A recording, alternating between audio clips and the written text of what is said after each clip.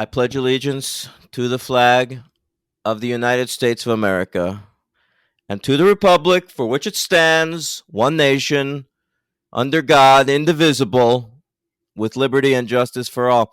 That's right. We start every film from the Mike Banning cinematic universe with the Pledge of Allegiance. I'll be your host. The Department of Defense, Daniel Ehrenberg, and over there, Logan B. Adair. I've been waiting on the day when you were gonna come out of the closet. Oh my god, dude! That's the worst line of the trilogy? Yeah, I would say so. But we sort of get their relationship early on when he's like, "If I have a girl, I would definitely name her Benjamin." But really, like, we needed a random gay joke in that moment. Anyway, we'll get there. All right, Mike Banning, Agent Mike Banning, of course, played by our favorite actor here at the franchise, Gerard Butler. I've got another good line. Can I bring it up? Go ahead. This car is bulletproof, not politician-proof. Hey, don't give me shit. I'm the president. I ain't driven in 6 years. Yeah, so he served 2 terms. I had no fucking idea. It's a good point. Yeah, that's why he's not the president of the next one. He couldn't run for a third. Oh, I didn't even put that together. Yeah. All right. Logan. Yep. London has fallen and Angel has fallen. And last week you asked me what that meant. I theorized that it was like Air Force One, but I was wrong. It's actually Guardian Angel. Mike Banning has fallen. I didn't read what it was about before I watched it, and I gasped when they were like, the closest guardian angel has fallen. I was like, away. That's what I mean. Like, even the whole time, I didn't get it until they had to say it to me. Same. Yeah, it was a great moment. Yeah, it really cracked that movie wide open for me. Yeah. All right. So we're going to start with London, though. Now, I remember when this movie came out, I was like, they're making a sequel to This Is Fallen? What are we doing? Where's White House Down 2? No, I mean, that one didn't do well. So, like, I knew that wouldn't get a sequel, but I didn't figure either of them would. But here it was by G-Base Productions, our old friend Gerard's big company. All right. We have a new director, Logan, because Antoine Fuqua was off doing The Equalizer. Mm-hmm. Yeah. What a shame. And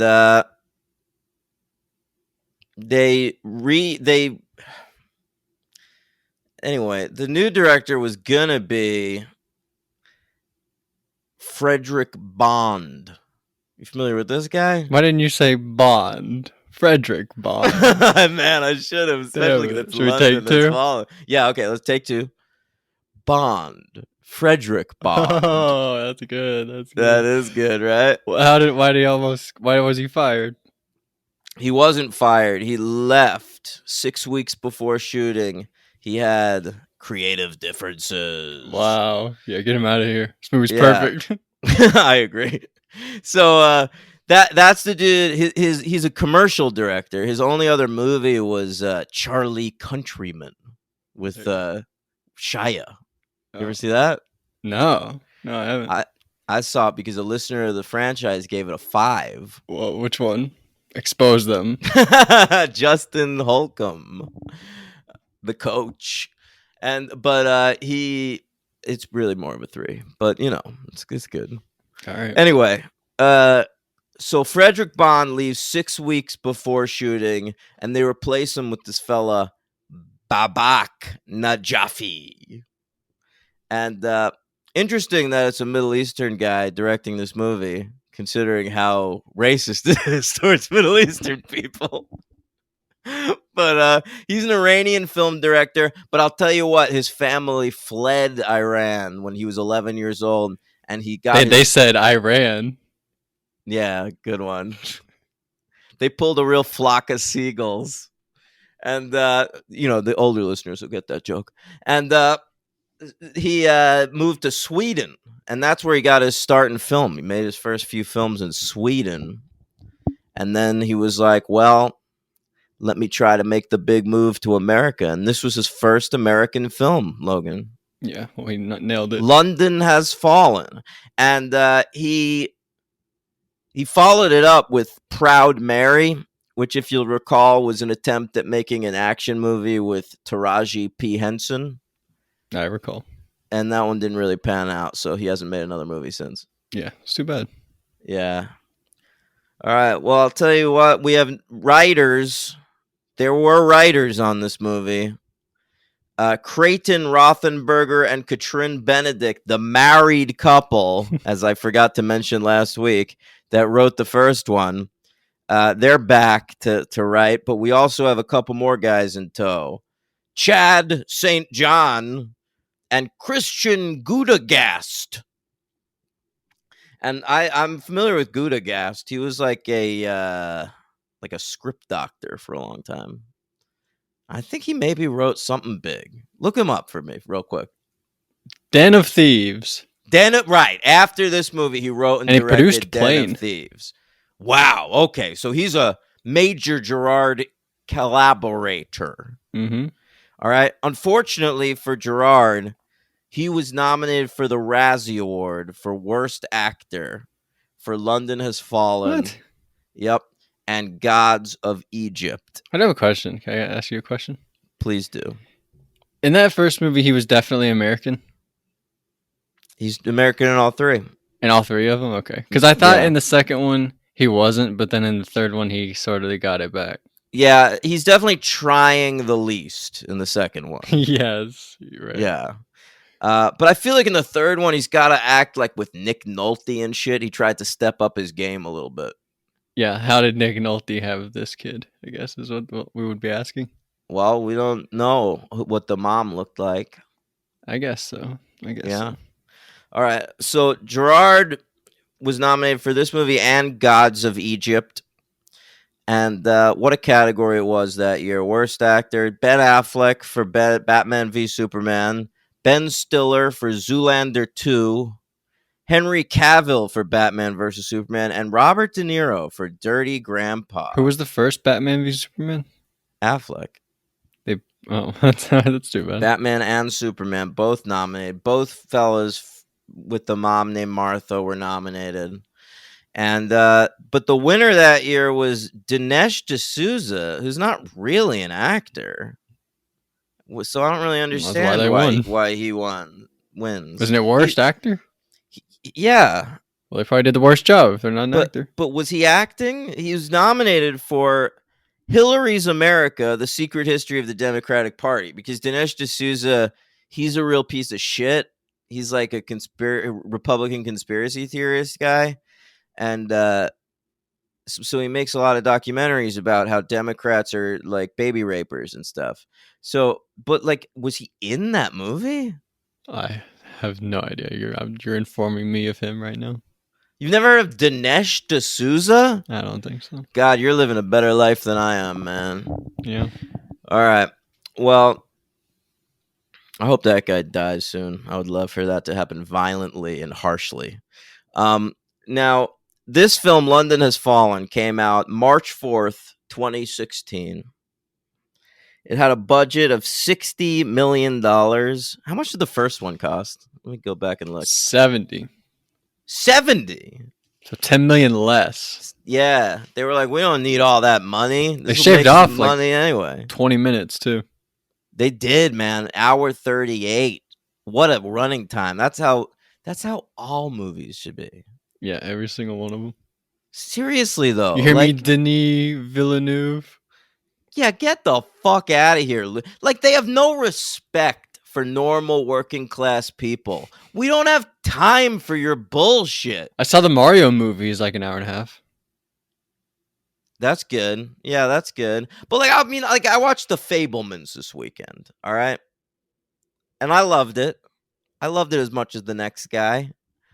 But I'm like, Stevie, this is just like a memoir about you liking movies and growing up Jewish. Like, I don't have 2.5 hours to devote to this.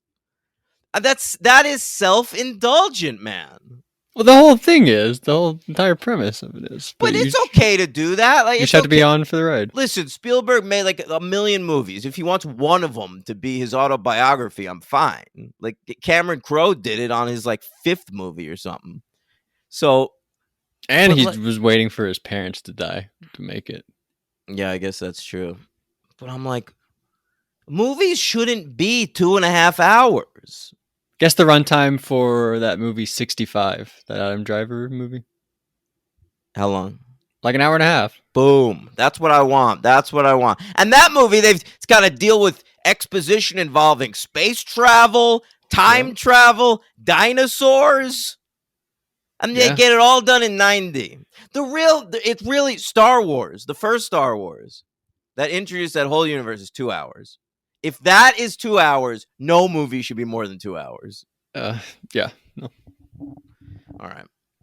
That's been my rant for the week about run times. All right. Now, this film on a $60 million budget made $205.9 million. What a hit. Came in at number 51 at the box office. I guess that was a big year.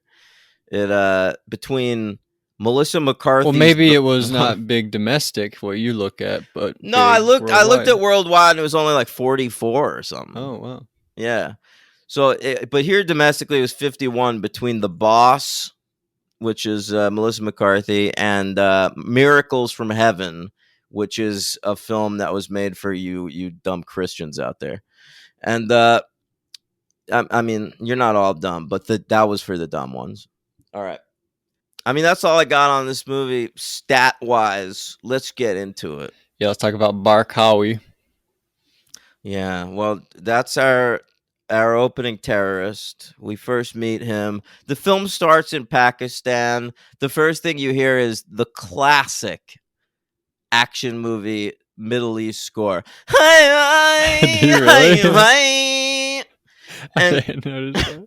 Yeah, and we see the desert, and then it's like a bunch of guys dancing. I thought it was really badly choreographed. Scene, if you ask me. Jeez.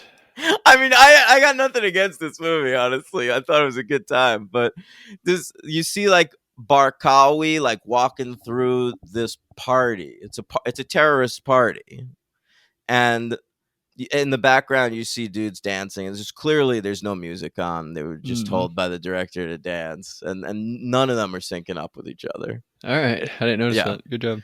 Thank you. All right, but a missile comes, and honestly, when a missile comes, that ruins a party. Oh yeah, when has it ever improved a party? Let me know when that has happened. Honestly, leave a note in the comments. But so all the terrorists there are wiped out, but Barkawi survives somehow. But his daughter is killed. Logan, On her wedding day. is that what's going on? It's a wedding party. Yeah, they're there for her wedding, and she Then dies. why? Let me ask you this question then, Uh-huh. because the American government claims that they didn't know there were any non-terrorists at that party. Why wouldn't there be at a wedding? Surely the bride would be there. Either I'm wrong or they lied. All right, so then after that 2 years later, we get the old 2 years later marker. So that happened in 2014. By the way, these movies in real life, 2013, 2016, 2019, they really nail it. The 3-year window. That's right. I bet you the fourth one would have come out in 2022 if not for COVID. You're probably right about that. Yeah. All right. So we catch up with our old characters that we know and love from the first one. Yeah, like who? Give them to me. Gerard Butler as Agent Mike Banning. He's on a jog with President Asher. Is that his name? Yep, Benjamin Asher. Benjamin Asher. Wow. And that's Aaron Eckhart. He's still got that beautiful butt chin. He's He would have made a good Batman, honestly, probably. he's too blonde, right? Can't be. You can like James Blonde. You can't do that. You can't do a blonde Batman. I mean, I guess Val Kilmer's blonde, right? Yeah, right. Yeah. Clooney's gray. Well, he was not when he made that movie. Really? He wasn't. I feel like Yeah, he went gray when he was like 35 years old. No, that's just because he's been gray since you've been alive. Yeah, you knew I about knew that. him as a nice brunette. Yeah. Okay, I missed that. Yeah. So they're on their jog, and we get told that Butler's lady is expecting. Yeah. Yeah. Leah. Still Leah, played by Radha Mitchell, although she won't be in the next movie. That really, I mean, we'll get to it, but that blew my mind. I had a really hard time wrapping my head around that. Really? Yeah, because It happens all the time. People but are. I know, but they're like acting like it's the same character, and they're talking about her being a nurse and shit. Yeah, It's- that was weird. That they should not have done that part. I didn't like that. Yeah, but it's Piper Perabo. The great Piper. No, I mean she's not. She's a really bad actress. But I thought she's better than the first one, honestly. Look, she's not a better actress than Radha Mitchell, but she just has more to do, I think, in the movie. I can't imagine this one and that other one. I thought Parabo was pretty okay. She's fine. I mean, this is the perfect This one I never quality really of got. movie for her. She shouldn't, they tried to put her in like good movies for a while, and that didn't work out. Okay, yeah. Yeah. But I always think of her as Coyote Ugly. All right. She'll always be Coyote Ugly to me. You familiar with Coyote Ugly? What are they, like strippers? Yeah. Yeah, that's all I know. It's like they're not strippers really. It's like a bar where all the waitresses dance on the tables. For fun, or they get paid to do it? They get paid, I guess. But that movie's pretty bad, but very watchable. And all right, but anyway, it's still Radha Mitchell in this one. She's preg. She's only in like 2 scenes, and her mom's around. to Yeah, give who her was her somebody mom? to I talk didn't even to. notice. I didn't notice either. I didn't recognize the Wow. actress. Yeah. So Mike, more info. There's so much exposition at the beginning of this film, but don't worry about it because once it pops off, it pops off take real off. nice. Yeah. Mike is considering resigning from the Secret Service. He's written up a form letter about it, but has not yet sent it. We do get something that I sort of liked when at the beginning when they're jogging together, Asher and Mike Banning. We learned that Mike Banning always makes the same joke like every day, basically, where he's like, "Hey, this is a presidential race, huh?" Oh yeah, because Aaron Eckhart responds to that joke like really every day. Every single day. Yeah. Sort of like that. That's weird. We also, Mike Banning's like super powered already because he's jogging backwards at the same pace that Eckhart's jogging forward. Yeah, he's like, "Well, how are you doing all this all the time? You're superhuman." Well, he is. I mean, although in the next movie, we find out that those injuries are really catching up to him. Mike Banning, he's really good at his job, though. He's incredible at his job. It's Logan, amazing what he pulls off. I mean, not for nothing, but at the end of the third movie, they should have made him vice president. Yeah. By the way, we sort of just ditched that first vice president in this movie, right? Oh yeah, I was He didn't wondering die in about that one, that. I didn't No, he survived that movie. Yeah, but that's what I thought. maybe he's a big pussy, Logan, and he was like, after going through that, he was like, I can't be in public service anymore. And I mean, he is. Well, he's a Republican, so they replace him with Morgan Freeman. He's now the VP.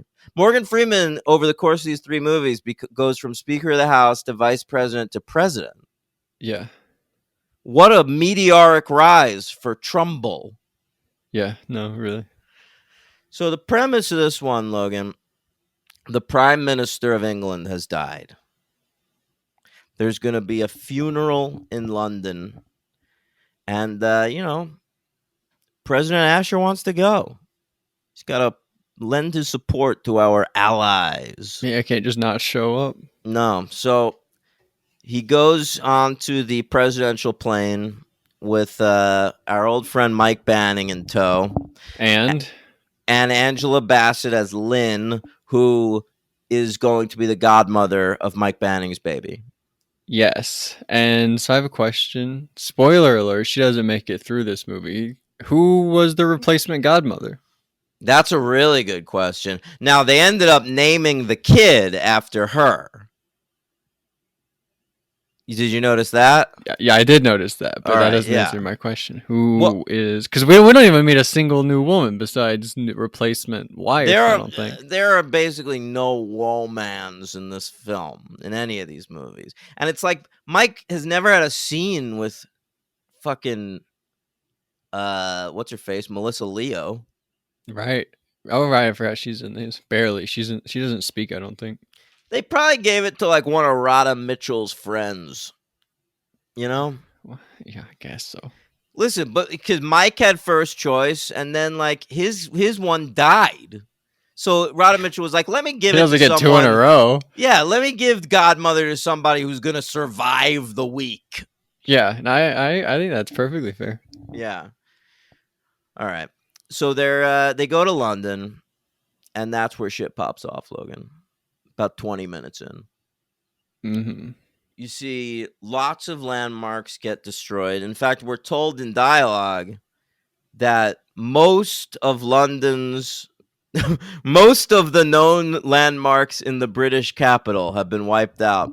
And that blew my mind because, like, most of the known first of all, are there landmarks in London that we don't know about?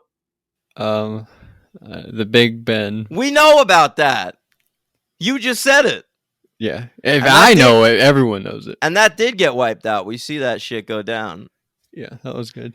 Yeah, so I was really wondering about that. And they say landmarks, not really like monuments. So does that include things like those phone boxes or the Tube, the London Underground? Maybe a shop that sells monocles. You skipped over a part early on where Asher, President Benjamin Asher, gets like a phone call or something, and they're like, "It's your son. He went on his first date." But the son, by the way, not in this movie. Yeah. Now I was thinking about who could have played the son grown up, because by the third movie, like when he's on the run, he's looking for someone to go to, and I thought he was gonna maybe find Benjamin Asher's son and hole up with him, but he would have been an adult by then. Who do you think could have played him? Timothy Chalamet. No, hear me out. Scott Eastwood. Taron Egerton. No, you're thinking like really. I mean, this is like 6 years after he was like 8 years old. Yeah, I know, but he's got to look big and cool. He's like Aaron Eckhart's son. Think about the son of Aaron Eckhart. Taron Egerton, if that's perfect. And Ashley Judd. Hey, I forgot about Ashley Judd. Yeah. Thomas Jane. He's way too old. I know, that would be hilarious though. That would be hilarious. All right. Okay. You got anything else from before the London stuff? No, I think that's it. Yeah, one question. Why don't they wait until they all go inside and then kill them all? Oh, that's a good Why do question. they try when they're on the steps? Yeah, they're all going to a funeral, and they're gonna be like in a place all together. Why don't they just blow up that place? Yeah, they shoot a bunch of civilians, so they clearly don't have a problem killing extra folks. This is another movie where, like, it's not a country that's behind the terrorist attacks. It's a splinter group. Because they say, like, Barkawi is Pakistani. Great name, by the way. Amir Barkawi, yeah. I don't think any two characters said it the same way, but it's a great name. That's a good point. I feel like some people skip the R and just call him Bakawi. Yeah, and some was like they replaced the R with another place. They were like Bakarwi. They were saying it backwards. That's possible. A lot of that. No respect for our terrorists. But he's formed a splinter group. They said he basically has people from every nation that hates America, and they formed like a super team of terrorists. That's right. Yeah. All right. So London is down. It's fallen. It has fallen. They blow up a bridge at one point. Did you like that? Yeah, I thought it was London Bridge, like that Fergie song, but they call it something else. That's the outro. That's great. Yeah, that's good. Um, They do. I saw Westminster Abbey that gets destroyed. they blow up a bridge in Final Destination 5. I've never seen those. I know. So Oh, I've seen the first two. so now you'll be excited for that. Yeah. So, yeah, you know what my favorite symbol of London going down was, Logan? What? Before London goes down, you see a little girl walk up to the prime minister's widow and hand her a flower. Yeah, I remember the moment. And then later on, you see that same flower on the streets of London dripping blood. Ooh. Yeah. I was pretty into that shot. Yeah, it had the same meaning as the girl in the red coat. Yeah, right. From Schindler's List. It's kind of the same thing. The same effect. Yeah. And you know what? This movie gets it done like an hour and a half shorter. Yeah, no, you're right about that. That's something Yeah. they nail. So that's better than something Schindler's List. London has over Schindler's List. Probably more things than that. That's anti-Semitic. A better Gerard Butler performance. Stop it. So Gerard needs to get the president out of there, right? Yeah, it's got to save that guy. So first he uses his powers of dodging bullets. He's great at that. And he gets first isn't there a car chase? Car chase. Yeah, they get a car. They have to get to the helicopter. So they ride a car. They're getting chased. Gerard Butler literally says, "Let's get to the chopper." Does he? 100%. I love that. Yeah. Sorry. You sweepy? You little sweepy? I am. Yeah, so they finally get to the old whirly bird. That's what I like to call helicopters, Logan. Yeah, I had no idea. Yeah, whirly birds. And there's 3 helicopters. One with the president and Gerard Butler and Angela Bassett on it, and the other 2 are like decoy helicopters, I guess. All right? Mm-hmm.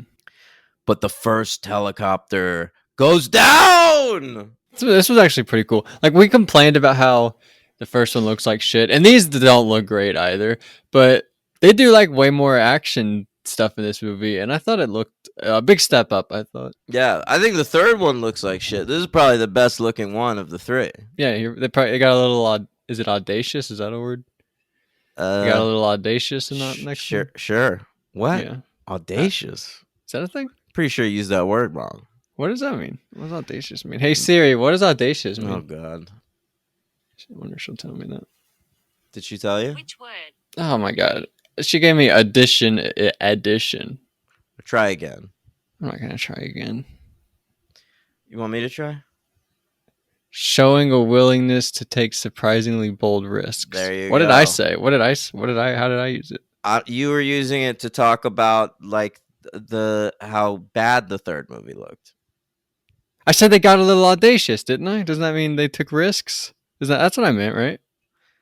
Yeah. I mean, I don't know what you meant. I think that's what I meant. All right. We can let you have that one. All right. But anyway, ultimately all 3 of the helicopters go down, including the main one. And everybody's fine in that helicopter except Angela Bassett, who's dead. Give her the Oscar. In movies where she dies halfway through, we have to give her the Oscar. Am I right? Hey, spoilers for Wakanda Forever. Oh, come on. It's been on D+ for 2 months. I guess you're right. But yeah, she's got some sort of metal sticking out of her heart or something. But she's still got enough time to give Mike Banning some words of encouragement, like, hey, stay alive. You got to see your kid. Shit like that. Yeah.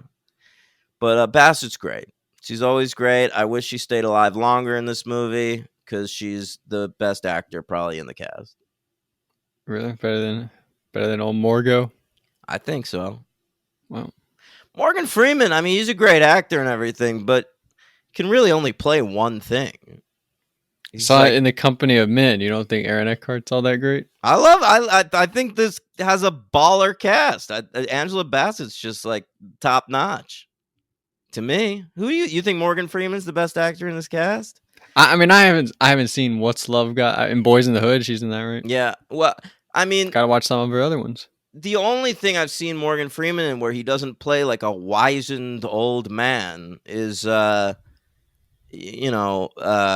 Yeah, Smart. Street Smart is a movie in the 80s where he plays a pimp. And he's Ooh. great in that, but I mean generally when I think of Morgan Freeman, I think of him skydiving with Jack Nicholson saying, "I hate your rotten guts." Yeah, never saw that one. Me neither, but I've seen that You never commercial saw a that lot. No. Oh, It is on my bucket list, but I haven't seen it yet. Oh boy. All right, so they immediately realize it's Barkawi. He's doing this. it's up to his old tricks. We're told this man is responsible for more deaths than the plague. Are they talking about the Black Plague? What other one are they talking about? I guess that's the plague, right? Mm-hmm. All other plagues pale to that plague. Except COVID-19, right? Yeah. Is this actually the worst one though? No, Black Plague killed like over 1 million. Well, so did COVID, didn't it? I'd love to know the stats. Give me the. You could say any number and it would blow my mind at this point. Yeah. Somebody leave a comment in the comments about the stats of those two plagues. All right. So what happens next, Logan? Next up, Banning, he grabs the president and he's like, "Hey, let's run into this subway station." That Right. Sounds like a great idea. And it was a great idea because that was pretty cool. It's sort of like the same plan that they come up with in Cloverfield. It is a little bit like that. Yeah. This one you could have used a playlist. Rob's party mix. Rob's whatever. party mix for sure. But yeah. But get the crew to shine. All right, so they Beautiful get in, Girls, wasn't that one of them? Yeah, that is definitely one of them. Yeah, so they get into the London Underground. They're chased down there by some terrorists, but don't worry, Mike Bannon kills them all and gets on the line with Cameron. Mm-hmm. The son of Bakawi. Yeah, but I think also the terrorist that he's killing here is the brother of Cameron. Really? Unless they're just using the term brother as a term of endearment. Yeah. Who knows? There is that one guy. There's like a hacker guy, right? Are they brothers? You talking about Jimmy Simpson? No. This is a different movie. There's the the guy in the wheelchair? Yeah, are they brothers? I don't know, but I love when Gerard Butler shoots him at the end of the movie. Oh, I love that. Sitting there in a wheelchair, Butler's like, I didn't like pow. that guy. Yeah, fuck that guy. So he says to Cameron on the phone that he better head back to Fuckheadistan. I think you can just say Cameron. If Gerard Butler isn't putting any effort into it, I don't think you have to either. But Cameron, he introduces himself as Cameron, and then Gerard Butler instantly just calls him Cameron. Yeah, it's pretty funny. Gerard Butler is very anti-Arab in this film, I would say. And, it's offensive or whatever, but I don't care. I'm not Arab. You just got to get on board at this point. Yeah, we only I only care about anti-Semitic stuff because I'm Jewish. And I feel like everyone's that way, and that's why the country is the way it is. Yeah, I'm white, so I don't care about anything. Yeah. I'm just kidding. I do care. No, yeah, we all care. I just do nothing to benefit anything. I went to a march once. Oh, which one? One of those BLM ones. Oh, you never gone to like a pride thing or like a I've been to that too. I've been to that pride. Yeah, not like abortion stuff or anything. No, I mean I support that. I love abortion. I'm pro-abortion. I've aborted a baby myself, but do you have a name picked out? What? For the baby you aborted? I was always gonna call that baby abortion. Oh, regardless of if it was born or not.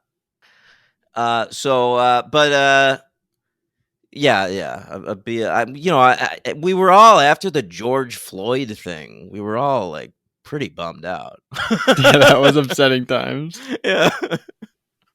Anyway, um, so Butler gets to MI6. That's where he's going. Because Asher's like, let's go to the embassy. And Butler's like, no, that's what they're expecting. That was a crazy moment when they're like, "Wait, zoom in on the president," and he like they're like, "Was Gerard Butler left-handed or right-handed?" They're like, "He was right-handed." They're like, "Oh, he's doing the southpaw thing with that means he's going to MI6." That was Yeah. a little much, I thought. But they knew what was up, I guess. He looks up at a drone.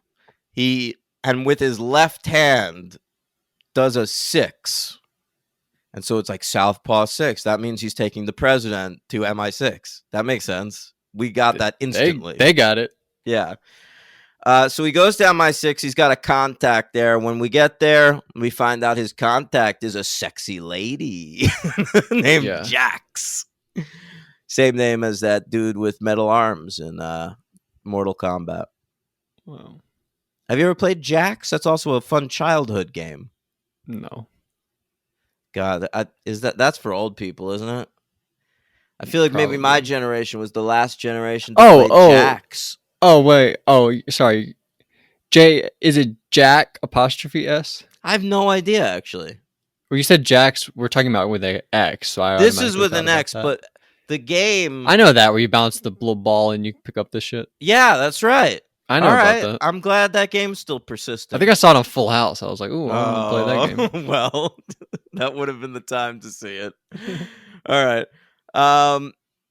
But more terrorists show up at MI6, and that hints us at something, Logan, that is really a plot we only referenced twice in the movie, that there's a mole inside MI6. Yeah, it's a bit... forced, probably. It's an undercooked subplot. Yeah, and then they just like kill the guy at the end. But yeah, so Butler obviously puts Aaron Eckhart. He's like, hide in this closet. I'm gonna go kill the bad guys. He does. Then Aaron Eckhart emerges from the closet. At which point Gerard Butler says, "I was wondering when you were gonna come out of the closet." Yes, exactly. I did think, by the way. I had not seen any of these movies, but I did remember the Angel Has Fallen trailer, and I remember Aaron Eckhart not being in it. And I didn't know if he was in this movie or if I just didn't remember him in the trailer. But in this movie, there's that moment where he's like, if they ever about to get me hostage, you better kill me. I don't want to be executed on... I don't want to be on Twitch for everybody to see me. And he's like, all right. No, he says fucking YouTube. Fucking YouTube. Yeah. And he's like, all right, I'll do it. So I thought that's how this was going to end. I thought Aaron Eckhart was going to, I thought, what's his name? Mike Banning. I thought he was going to kill him. I never once considered the idea that Mike Banning would not save this president. Yeah. Well, I was just going based off that third trailer, and I knew he wasn't in it, or I thought he wasn't in it. Yeah, but see, to me, the only one you need from movie to movie is Gerard Butler. Like, I was shocked so many of the people from the first one were in this one. Like, Melissa Leo had like 2 lines. I don't even remember one, to be honest. At the end of the movie, I was like, did she talk once? I think she talked once. I remembered Forrester having a few lines, but I didn't remember her at all. Yeah, Forrester's in it. He's got a couple lines. That one dude, he's looking real old. By the way, he is. He's about to die. And there's that dude with the eyebrows. He showed up again. You know who I'm talking about? What? Who is? There's one guy who's there's one guy in the Situation Room who's got very arched eyebrows. The one who's always giving a face in every scene? Yes. I remember him from the first one. He came back. I was like, what? They got that guy back? I couldn't believe they got that guy back. Yeah, right? And he was possible LVP. You know what's wild, too? They added a guy to, like, the Situation Room who's, like, a known actor, and they gave him, like, nothing to do. Jackie Earle Haley. Oh, yeah. You're right about that. I forgot he's in this movie. An Academy Award-nominated actor. Yeah, for Freddy Krueger, right? No, for Little Children. But yeah, he also played Freddy Krueger. He also played Rorschach. Oh, yeah. He also played the kid in Bad News Bears. But let me tell you this, I mean, I had him clocked from the start. I was like, they added a guy to the Situation Room. It's creepy old Jackie Earl Haley. He's got to be a mole or something. But no, he gets nothing to do ever. Who was the mole? Did you know who that actor was? Well, there wasn't a mole in America, right? Just in London. Oh, right. Sorry. Yeah, I forgot this was the America side. Yeah. All right.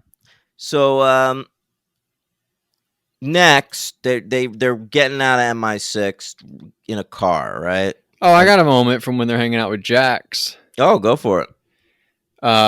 Mike Banning drinks an entire glass of water, and we Yeah, see it. And I know. liked that moment. It was great. He says, "I'm thirsty" right before he drinks it. And he was. Yeah, wasn't lying. and then he proves it to us. Yep. We also learned that Asher's son. What was his name, by the way?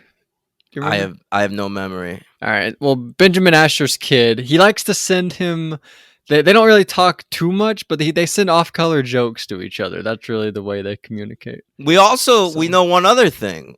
He went on his first date the day before the prime minister died because he's about to get on a Skype call with his son to talk about his first date, and that's when he finds out the prime minister died.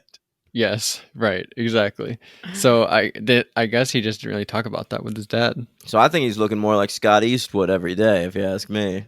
Another moment. Sorry, they're like watching security cameras, and they're like, these guys that are like wearing this gear, but they're not sweating. Why aren't they sweating? They've been wearing it. They've got on a bus. They drove all this way. They have been standing out in the sun. Why are they not sweating? That's how he puts together that the guys stole the outfits. I thought that was insane. That was an insane thing to say. Why wouldn't the terrorists be sweating? They've been running around London all day shooting people. And what a thing to notice on the hazy black and white security. Well, cameras. to be fair, Mike Banning does ask, "Does this thing zoom in?" And she's able to zoom it in. Did they enhance it though? They didn't enhance it. It was already enhanced. Oh wow, pre-enhanced. This is 2016. We're already pre-enhancing. Yeah, that's right. Everything's enhanced. No need to enhance further. Do you think he ever fucked this lady, Banning? Which one? Jax. I don't know. We didn't really learn what their connection was, how they knew each other. I felt like there was some heat between them, but it might have been just like a healthy respect. Yeah. That can be confused sometimes for sexual heat. We also don't know how long he's been with what's her face? Leah. Yeah. Lynn is Angela Bassett. Don't get those confused. I would never, especially because the kid's going to be named that. Right. All right, so they go off in a car, and the terrorists manage to crash the car, Logan, and the president gets taken. Yes, he is taken. And there's sort of one moment that I thought another moment that was crazy where Banning kills a guy. He shoots a guy and he stabs him a few times and he's asking him where are they going? And this guy's dying, but he still gives up the information. Yeah, I noticed that too. He's already stabbed him 6 times. The guy's dead. He was for sure dead. They handled that. To me, it was a bad interrogation. Yeah, but he still got the news. Yeah, but I did. That was sort of crazy. Yeah.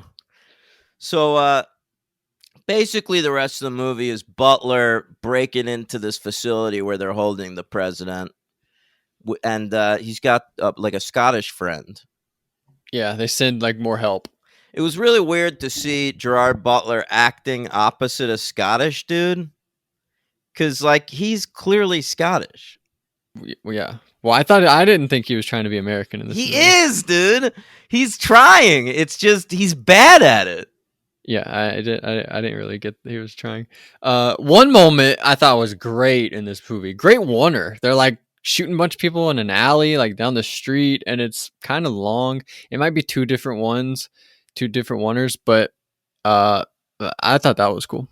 Okay. Great job, Babak Najafi. I thought in the third one there's a oneer. It reminded me of Brian De Palma. It's going across rooms, through doors. Wow. It was amazing. Wow, I don't remember that one. Anyway, so he saves the president by shooting everybody there. because that's what he does. Yeah, he does he puts on night vision goggles at one point. Does he? I didn't clock that. Yeah. And then because they turn all the light, they like basically surrender London. They're like, well, they're taking it over. We don't know who's good, who's bad. Let's just lock everyone Oh, inside. that's right. Yeah, they turn the lights off, and then we cut to the terrorists going like, "Turn on the backup generator." It's exactly how they sounded. And then, and so that they do that. And Mike Banning has the goggles on, but they turn the lights on. He's like, oh shit, the lights are on, but I have the goggles on. And then he like takes off running and they kill each other. Kind of cool. Yeah. So at the end of it, Banning and the president. Oh, first of all, we get another sort of Pledge of Allegiance moment. I thought, like in the first one, where Melissa Leo saying the Pledge of Allegiance as she's dragged out. When Aaron Eckhart, he's on live television about to be beheaded by a machete, and he starts. There's like, "Do you have any last words?" And he gives the presidential oath. Wow. The oath of office, like, "I vow to protect the nation," whatever. And I don't know what the presidential oath is, but that's what he was saying. I thought it was like that, very patriotic. And it ends with sort of like a sitcom moment where they're both like in the rubble of the building. The terrorists are all dead. Oh, and- one moment before we get to the end. Mike Banning spears a guy through the floor. Oh, that was baller, dude. Yeah, I'm glad you brought that up. Yeah, they just straight up go through the floor, and then Banning immediately gets up, starts shooting people through the hole he made. yeah, right. They're on two different levels. He's shooting them. And Mike Banning is so cool. I know, he's amazing. So, but at the end of it, he goes, he turns to the president. He goes, "Did I ever tell you I fucking hate funerals?" And they're both like, ah, ah, ah, ah. And I thought like a saxophone was going to come in like, and big laughs. I was loving it. And then we got, it's like an epilogue. We get some extra stuff to do. There's a bonus villain who's a bureaucrat. Like in White House Down, by the way. There was a bonus villain in that. Yeah, but that one was Richard Jenkins. Yeah, Vice President Richard Jenkins. And this one is it's just a guy in MI6. Yeah, and I love this standoff between him and Jax. Jax has like a gun to him, and he's like backing away, and she's like, "Don't move." And he's just like, "I'm still backing away." And then he like turns to like go to his car, and she's just like, "Fuck it," shoots him in the head. Yeah, I really don't even remember what that guy's name was or anything. No, me neither. He was just couldn't like pick him out of a lineup. Yeah, he was a white dude. Yeah. But they had all the goods on him. We saw you on camera, logging into your terrorist database, all this shit. Yeah, they got it all. Yeah. Meanwhile, Barkawi, he wasn't in London for the whole movie, so he's fine. But don't even worry about it. They sent a missile after him, and he gets the fuck blown out of him. Trumbull, he says. He calls him. At first, I thought they were setting him up for like to come back in the third one. Like he was going to be like Dr. Claw. All his henchmen were killed, but he's like, "I'll get you again, Gadget." Or like the Anointed One. Yeah, right. I hate that Banning. You hate what? No, that's like, he says, "I hate that girl" at the end of the premiere. I thought you called him Matt Banning. No, I hate that Banning. Yeah, that's funny. Trumbull, he calls Barkawi and he's like, "Hey, Barkawi, look up." And Barkawi looks up at him. No, he says, "Look out your window." I'll look out your window. Yeah. And he looks out his window. Skylight. Yeah. And then all the airstrike missiles come down. That's right. And you hear like the planes, like the American planes, you hear like a little transmission between them, and one of them goes like, "Yep, confirmed, no civilians in the area." So we know no daughters are gonna die this time.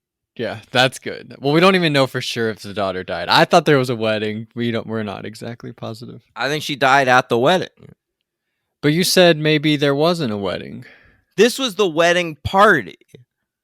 What I'm saying is they shouldn't have been targeting a wedding party because there are obviously going to be civilians there. Right. But they kill civilians later at the London embassy thing. Who?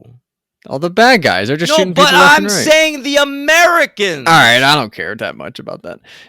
Anyway, so they named the baby after Angela Bassett. Yeah.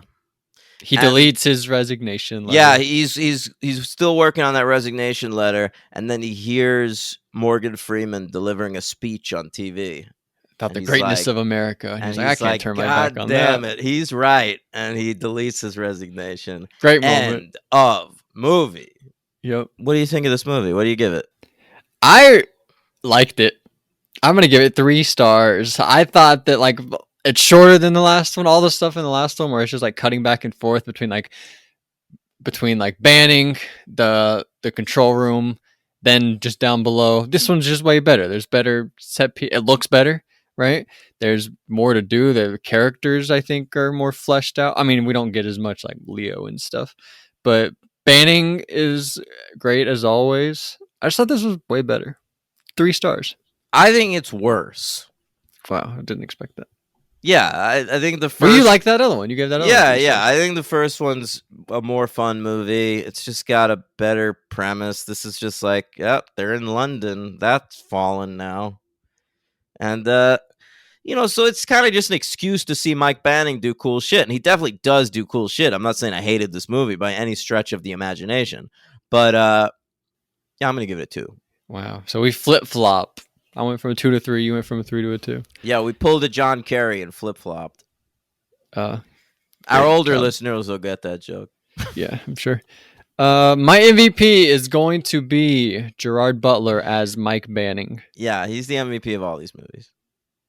Yeah, I agree with you. My LVP is this guy Sultan. He was that guy that was the hacker on he had no legs in the Oh, wheelchair. that guy! You're gonna give it to the wheelchair guy? Yeah, I thought he brought nothing.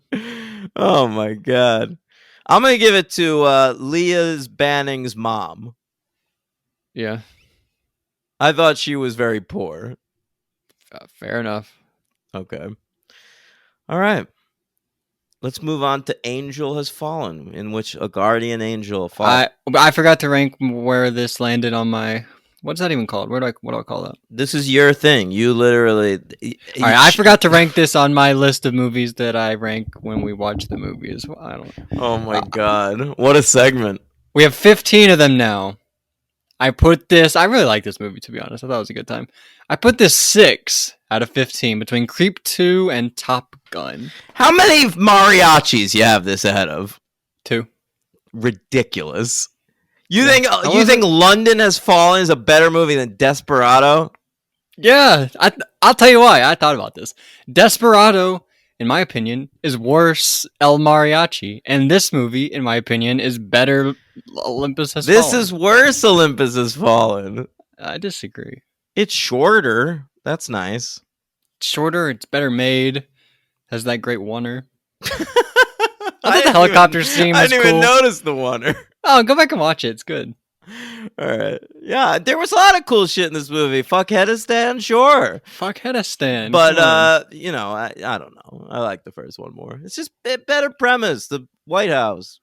White House Down. Whatever. All right. Speaking of White House Down, in this third movie, they hired Lance Reddick. He's the head of the Secret Service. Yeah, I was stunned. Yeah. He takes over for Bassett, and that's mind blowing because he was the head of Secret Service in White House Down. Yeah, go listen to And Twins, where we covered White House Down. Patreon.com/the franchise. Hey, and we got a few new patrons this week, and I want to thank you. them. Yeah. All right. What are their names? Should we say their names? One of them was Joe Mama, so that's the only one I remember. Let's say their names. There we go. All right, Let me yeah. pull it up. Ian. Oh, I know Ian from Letterboxd, so good for. I'm glad he's involved on board now. Thank you, Ian and Joe Mama. Yeah. All right. All right. I assume that's the same Ian. There's no last name. Ian Terry. Oh, hey, he's on Letterboxd now. I started following him. Really? Yeah. I didn't even know that. I'll have to follow him. I only follow Andy from. I follow him as well. He followed Ian Terry, and that's how I knew. All right, I'll have to follow him. Yeah.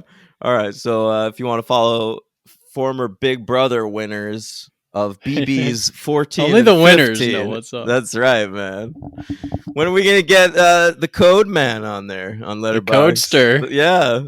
Yeah, I can't wait for that. All right. So Angel Has Fallen comes to us 3 What years about later. Cocoa Nuts? Sorry. Oh, fucking Nicole Franzel.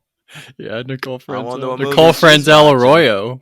Yeah, good point, man. She's with what's his face? Victor. Yeah. All right.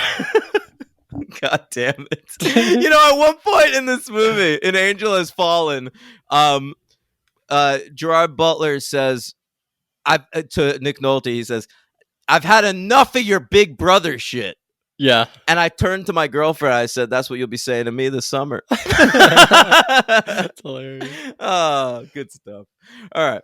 So Is she a fan? Did you ever see it? Big Brother? Yeah. No.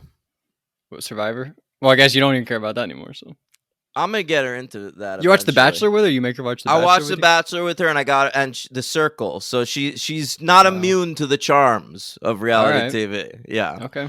All right. But anyway, Angel Has Fallen. We've got another new director, Rick Roman. Wow. Yeah, and you love this dude. Well, I'm a big fan of his because he directed Greenland. Your spoiler alert. Well, I guess everyone listened to that last episode. Your favorite Gerard Butler movie? My favorite Gerard Butler movie, obviously, number 2 is Plane, in which he plays Captain Brody Torrance. But yeah, he directed Greenland after Angel Has Fallen. Now, he got his start as a stuntman in the 90s. He did stunts. Did you know that? No, he's like God damn it. Stahelski? Yeah, god damn it. Chad Stahelski Yeah. and that other guy. Yeah. So, by the way, oh my God, did you hear the running time of this new John Wick movie? Yeah, I did. 2 hours and 49 minutes for a fucking John Wick 4? Give it to me. No, if we I'm just kidding. That's I'd crazy. be fucking boycotting that franchise if we I feel like if the we weren't third one covering was it for long as this. hell too. The third one was long as hell, and this one's like an hour longer. He like spends a lot of time in a desert, right? Let me see this runtime for the third one. 2:10. That's too long. Yeah. And here's another 2:2 thing I don't was like. this? The third one 141 has a was the first one. subtitle. You got to continue that if you're going to start it. Have they ever? Well, when we do John Wick, we'll do the list of the movies that have done the subtitle and then retracted. But the first 2 don't. Then the third one does. Then the fourth one doesn't. It makes it seem like the third one is the most important entry in the franchise. But to me, plot-wise, it was the least interesting. The third one? Yeah. I feel like the third one was very plot heavy. It was like very into like the backstory of the world and God, stuff. all I remember was Halle Berry. Yeah, she had dogs, right? That was kind of neat. I guess so. Sorry, I was taking a sip. She was actually pretty cool in that movie. Uh, She's back, guys. If you ever seen hey, Moonfall, she's yeah, good in Moonfall. by the way, Hallie's I don't know where she went. back. I don't know why I said she's back. No, but- she did go somewhere for a while. Remember, she was making that one where she was on a phone cell. Remember that one? yeah, and she had like the one kidnap where she was like, Yeah, trying to get her yeah. kid. She was in a lot of like generic action movies for a while, and now she's in John Wick. She's in Roland Emmerich's second best movie ever, Moonfall. I mean, Yeah. what a career she's having again. She should come back play Storm in the MCU. She probably will when She- they get when the when- Flash. Oh, I guess that's the DC. universe. But yeah, Marvel's dealing with the multiverse as well. right, yeah, true. Spoilers for Ant-Man 3, but a lot of Kangs. Oh, I haven't seen it. A lot of Kangs in that movie. I'm just saying. Oh, yeah, I'm sure. Yeah. All right, so Does he conquer stuff? Let me know. I got news for you. He indeed does. Wow, I wasn't expecting that. Yeah. Peyton Reed usually doesn't really go there, but I like that. Yeah. So Did he do all 3 of these, by the way? yes, he Reed? did. Yes, he did. Wow, is he the only one to complete a trilogy? No, John Watts did all 3 Spidey Mans. Whoa. What about Favs? Johnny Favs. No, oh no, the third never one mind. was Shane Yeah, Black. I'm stupid. Sorry. You are stupid. Sorry. That's quite all right. So he directed a movie last year, Rick Roman Wall. That's seems to be J.K. Simmons coaching a football team. Should I have watched that? I haven't heard of it. Me neither. It's called National Champions. What's the one where they're like a soccer team and they crash and they got to eat each other? That's Alive. Alive. That's probably good, right? That's a fun movie, man. Directed by Frank Marshall, who's an underrated director. He also did Arachnophobia. Wow. All right. That's a pretty good time. Next up on this guy's docket is a film called Kandahar, which stars Gerard Butler and comes out in May. So who are we talking about? Rick Roman? Yeah. So new Gerard in May. That was the big news to me. Yeah, that's great. G-based production, or do you know that? It's got to be, right? Yeah, you can only assume. Yeah. And also in production, he's got one called Greenland, Migration. No, really? Yeah. That's cool. So we could be covering Greenland was a on hit? this show. I don't think so, but maybe it was like for the pandemic. Yeah, maybe just critically, people loved it. They're clamoring. Was the Greenland great. Hive, they're coming for us. I'm part of it, bro. Yeah, you are. You're leading it. All right, we got new screenwriters. Creighton and Katrin, the married couple, they did have a story credit on this. Yeah, which probably means nothing. Yeah, which is probably just like he gets accused. We don't want to give us characters based on credits. We want story credits. So they were like, all right, fine. That honestly might be what happened here. I'm sure it was. Yeah. So the screenwriters here, Rick Roman, wow, he's got a screenwriting credit. Then also this fella, Matt Cook. I'm not familiar with him. Looks like he wrote 999 and Patriots Day. Great job, Yeah. Matt Cook. But the real surprise to me in the writing credits was Robert Mark Kamen. Yeah, look at this. Look at all this stuff. The fucking Karate guy, Kid. Yeah, he created the Karate Kid. He wrote Daniel-san. He came wrote over that all dude. three fucking Mr. Daniel-san Miyagi came out of this movies. dude's brain. Hey, this guy, he took a pen to paper, wrote down wax on, wax off. I knew you were gonna say that. All right? Hilarious, yeah. Yeah, paint the fence, that kind of shit. The Fifth Element. Did you bring that up? No, but he wrote that too. Taken. He wrote that too, Yeah. and the Transporter, I think, Statham. Yeah. What a at career, that. Robert Taps. Mark came. Yeah, Tom that was his Cruise first film. screenplay. So, I mean, this guy started with Taps. He's still working with Olympus Has Fallen 3. What a career. Yeah, really. I respect him. I fully respect him. He's probably making a lot of money from that Cobra Kai show, too. Oh, that's a great point. Yeah, that's Yeah. the one. All right. So, this motherfucker came out August 23rd, 2019. They slashed the budget further, Logan. This one only cost $40 million. Yeah, that's what is that? 20 million from the last one, 30 So million they from went the original. from 70 to 60 to 40 with the Yep. budgets. All right. And I'm fine with it. Like, honestly, you could probably make one of these for 20. Yeah. But the problem is the special effects don't have to be good. but it is crazy. The first one was the most money and that one looked the worst, I thought. Yeah, but it's Fuqua. They had to pay Fuqua. Also, I guess maybe special effects got crazy good between 13 and 19, maybe. Good point. Yeah. I mean, Avatar happened. Wait, when was Avatar? 2009. Never mind. 2009. All right. Boy, I'm sipping on a Pamplemousse La Croix, gang. Wow, Pamplemousse never had a flavor like that. Well, you have. It's just grapefruit. It's like fancy No. for grapefruit. Oh, you're in Vegas. What's saying Pamplemousse? Don't be a well, now that I'm not in coastal New elite. York anymore, I should just say grapefruit. Yeah, get out of there. That's funny. All right. This movie made $146.7 million at the box office. It did pretty well. Number 41 for that year. Coming in between Zombieland 2 and Scary Stories to Tell in the Dark. But look at this. It made more money in terms of franchises, Logan. It made more money than X-Men Dark Phoenix, Terminator Dark Fate, and Rambo Dark Blood. Rambo Last Blood? Yeah, that's what I meant. Just going with the other two. I completely forgot about... did you say Dark Fate and Dark Phoenix? Was that Yeah. right? Wow. Yeah, both of those were dark times. Am I right? They were bad movies. Jesus Christ! Have they made another X-Men since? that Honestly, movie? I think Rambo: Last Blood is the best of those three.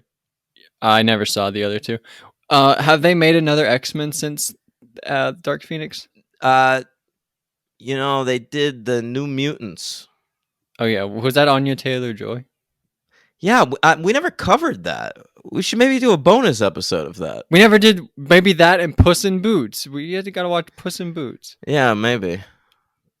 We have to do some X-Men cat. Did we ever cover Dark Phoenix? I think we did because I remember. I know there's. An I remember episode for saying it was insane that Jessica Chastain was in it and wasn't playing the Dark Phoenix. Yes, you probably did say that. Yeah, that was my big takeaway. So Rambo: Last Blood and Angel Has Fallen come out the same year, Logan. That means 2 movies in 1 year where elderly men create systems of tunnels underneath their homes. Yes, exactly. How about that? And by the way, there's another Rambo thing where what's his name? Mike Banning. He's talking to him on the phone. He's like, "No, don't worry about finding me. I'll find you." And that's like a Rambo moment too. Does Rambo say that? Well, Rambo has the great line where he's like, "No, you're not coming to get me. I'm coming to get you." Right?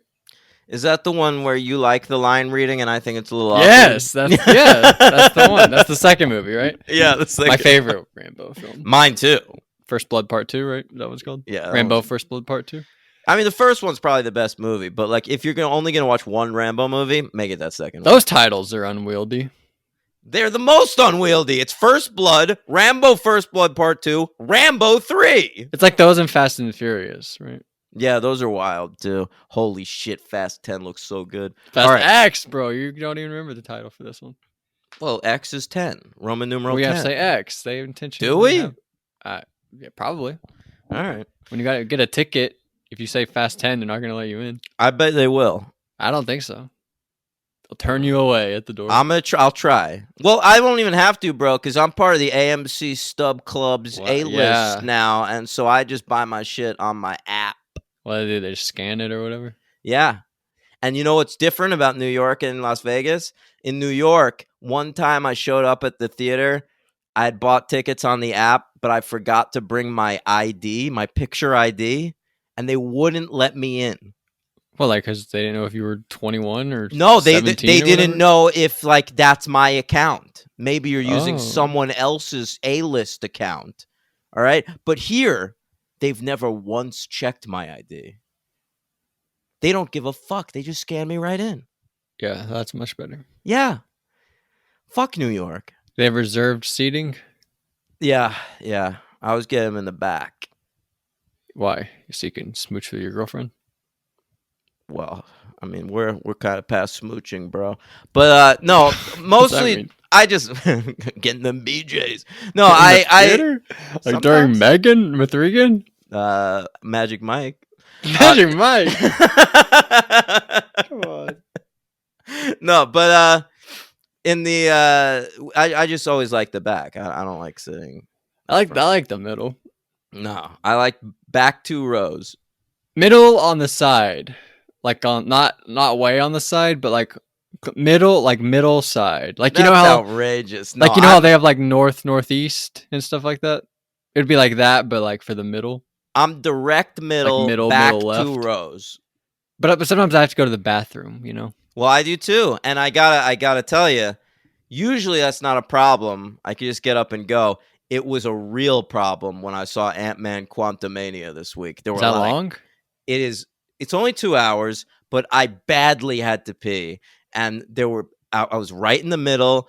On either side of me, there were like kids and Yeah, that's why I don't do parents. It was that. a whole situation, and I gotta tell you, my bladder has never felt fuller than it did at the end of Ant-Man 3. Yo, you lasted the whole time. I lasted the whole time, but then I peed for like 7 minutes straight. And the problem is when you have to go so bad, you don't want to run out of the theater because like that running, like all that bouncing doesn't help, right? So you Good gotta, point. you gotta you gotta have a little finesse. you Yeah, know? it's like the time I was 8 years old, Logan, and I was walking home from elementary school, and I had to poop, and I ran home. I like full speed the whole way. And then the second I got to my front door, because I No. stopped, I stopped running, everything relaxed, and I shit myself. Yeah, I feel like most people probably have that story. Yeah. Yeah. Yeah. Do you? No. Man, when was the last time you shit yourself, Logan? I don't know if I ever have really. One time I threw up in the middle of class. That was really embarrassing. What, like on your desk? Yeah, I was like trying to get the teacher's attention, like, hey, can I go to the bathroom? And she was ignoring me. Mrs. Keller, I remember you. Holy shit, I had a And Mrs. Keller too. She was a math teacher. What was yours? this was, I don't know, this was like first grade. This was like she was just Oh. my teacher. And yeah, I was like, hey, I have to go to the bathroom, but she was like kind of ignoring me, just teaching, and I couldn't get her attention. And then next thing I know, I'm throwing up, going home. I would have just Really embarrassing. I'd have gotten up and went into the hallway. I was like really shy, I guess. I mean, fuck these teachers. I liked her though, aside from that moment. I don't like to me, teachers are like cops. I like the teachers like cops. What a Yeah, fuck teachers. Holy shit. I never had a Teachers good are one. like cops. Like my whole life. All right, that's fair enough. I can't argue with you. I mean, I feel bad saying that because my mom's a teacher, but I don't have a lot of. It's like nurses. I just don't have a lot of respect for that profession. My mom's a nurse. I don't really either. But she's like an anti-vaxxer nurse. Oh my god! I mean, that's the worst. Yeah.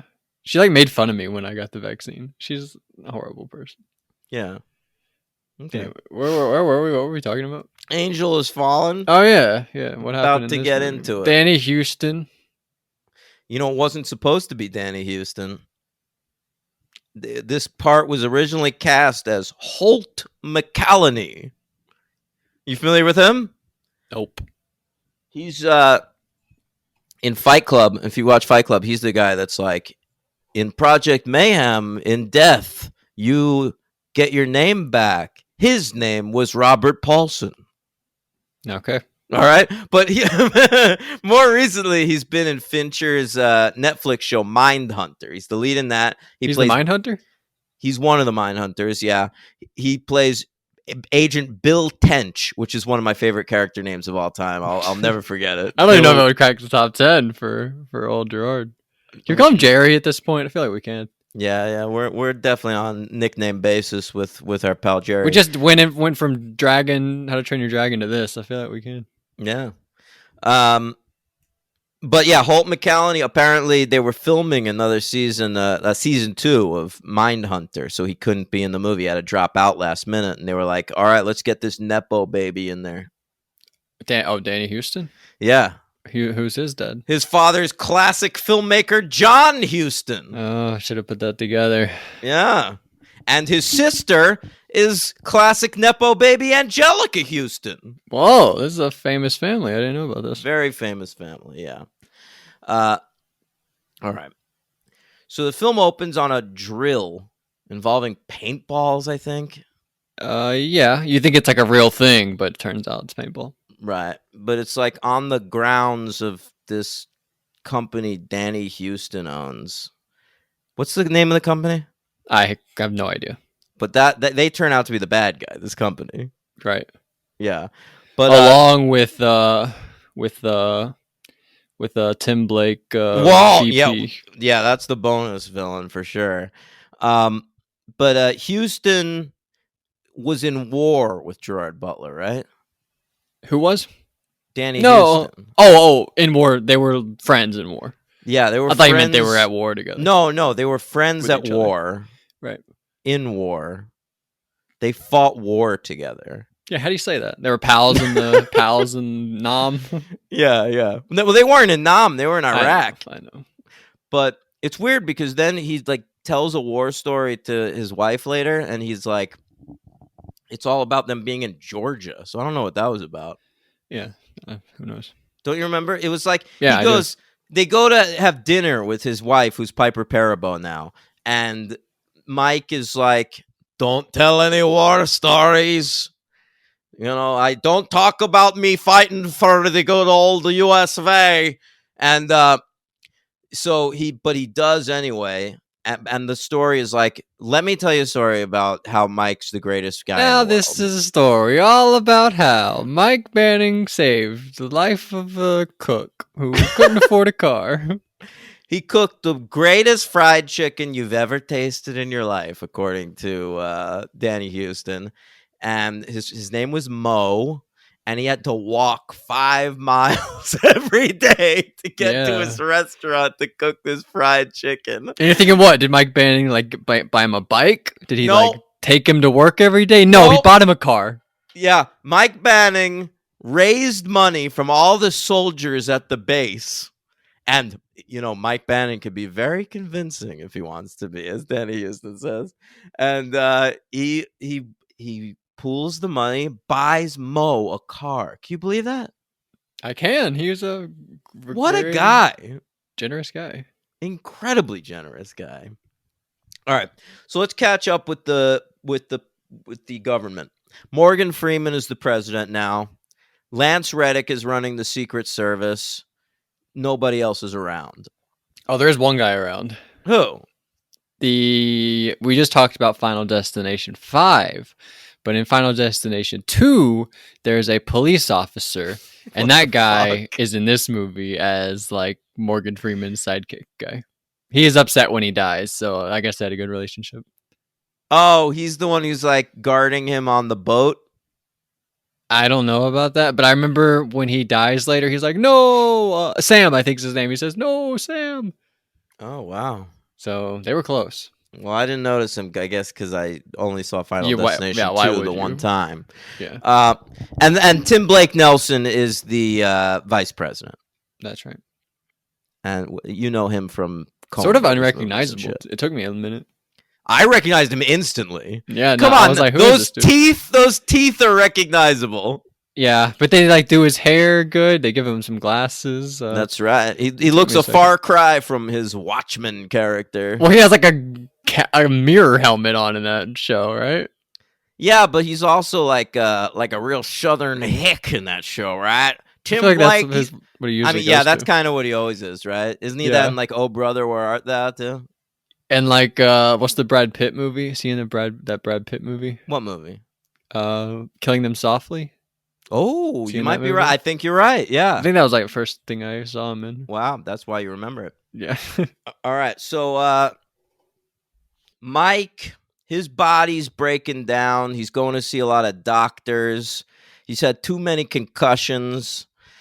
But he gets offered the job of head of the Secret Service because Lance Reddick's retiring soon. All right. And then he's like, should I do it? I'm not sure. Let me think about it, Morgan Freeman.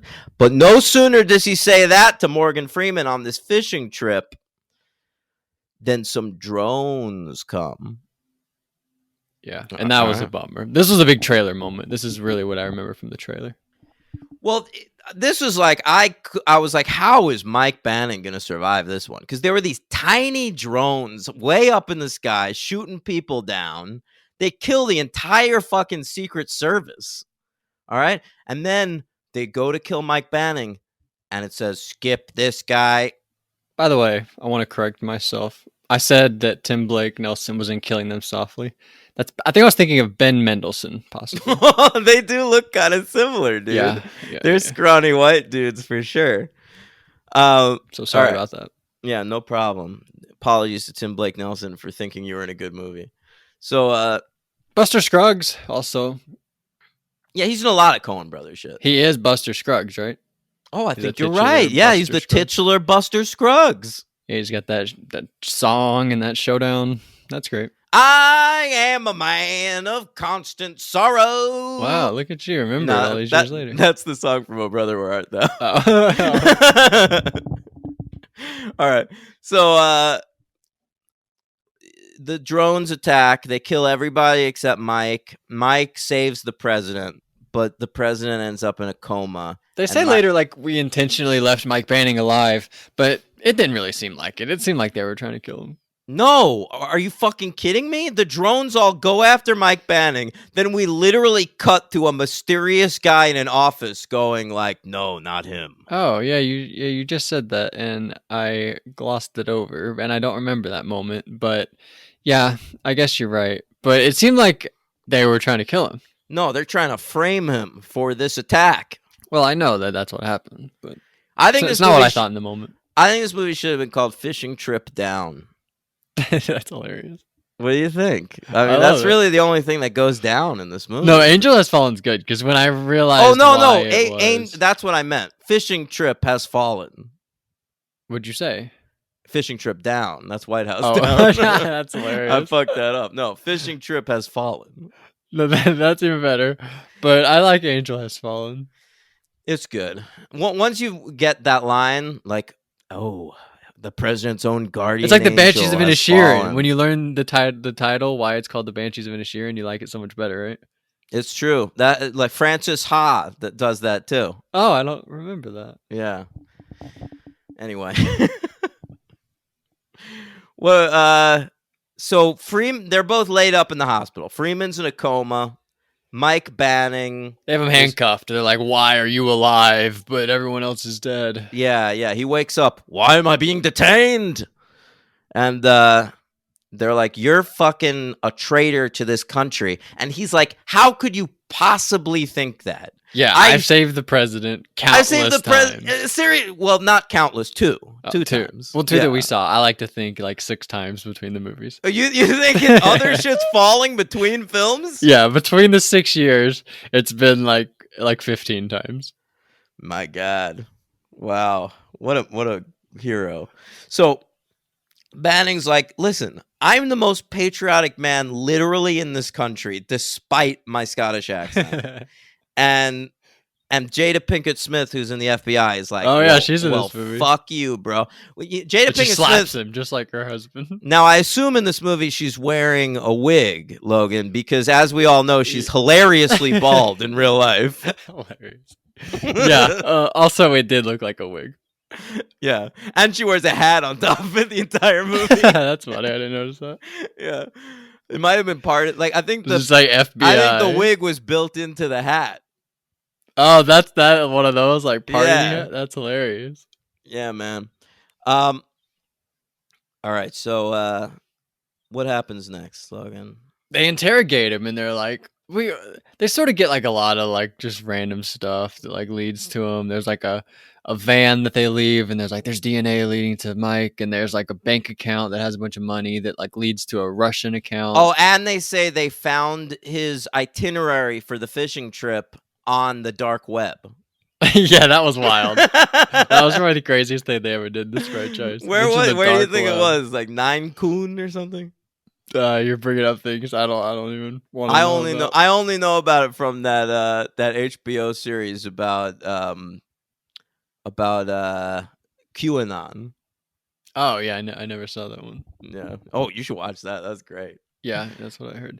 Alright. There's one moment where they have him. They're like transporting him from the hospital to like a prison, probably, and there's like hackers driving behind them, and they hack all the cars and turn the cars off, and then they steal Mike Banning, and Mike Banning fights them all inside the car, and he kills them all. Yeah, they break Mike Banning out of custody, and then Mike Banning breaks himself out of their custody. Yeah, Mike Banning is the greatest character. Incredible.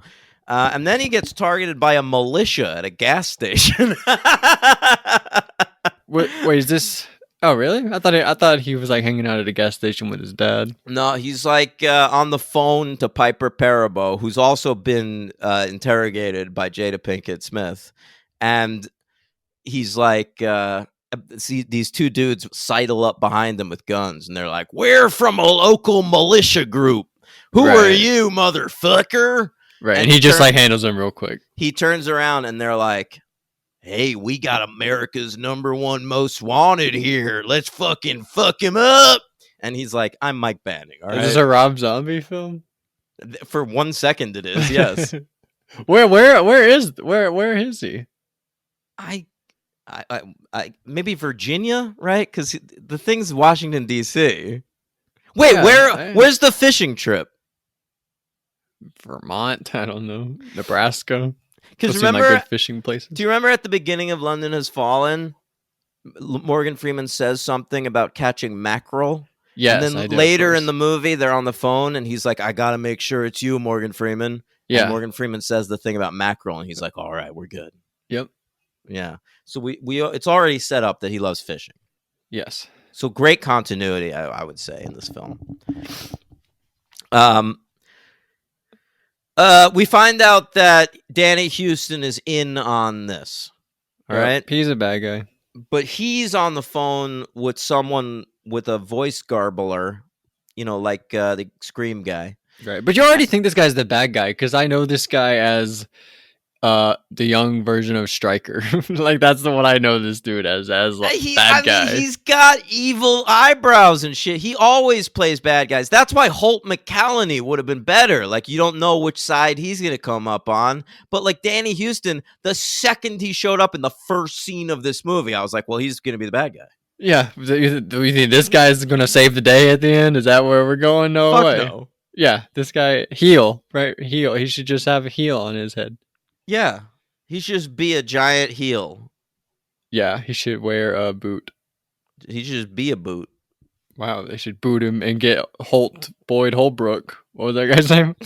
Holt McCallany. Holt McCallany.